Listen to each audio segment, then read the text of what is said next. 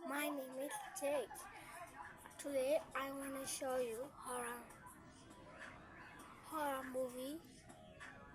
at a drama. I will put it in the further drama. It will tell you Nimalo tell you my English happy people about it. I know much about the show in Chile. Throw your yet way. Nichiluwa. Chipojijawa. But no, I'll phone you next chapter. Have to read chapter 1, 2, 3, 4. Chapter 1 မှာဆက်ကောင်ရှိရ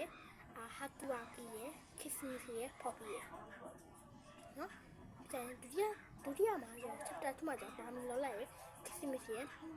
ပေါ်ပီရchapter 2မှာကျတော့ခက်လက်ပြေဒေါ်ကြီးရခစ်စမီစီရပေါ်ပီရတခြားတငယ်ချင်းတွေပေါ့နော်chapter 4မှာကျတော့ဒိုဝီရရှင်နဘီရPianosaurus ရပေါ်ပြီးခက်ခက်အများကြီးပေါ့နော်ပါပေါ့နော်အဲ့ဒါပါမယ်ဘလို့တေးသွားလဲဆိုတော့ကျွန်တော်တို့ကြည့်ကြရအောင်အဲ့ဒါဘလို့တေးသွားလဲဆိုတော့chapter 1မှာJohnny ဆိုရဲဇက်ကောင်ကသူ့အပေါ်နဲ့ပုံဖိထားတဲ့အခါမှာအကူကြပါလေဒီက chapter 2မှာတော့Johnny ဇက်ကောင်ဆွဲတဲ့အချိန်မှာမမီလေးလက်ကစကြည့်တဲ့လက်တမ်းနဲ့ပြီးတော့ပါသွားတယ်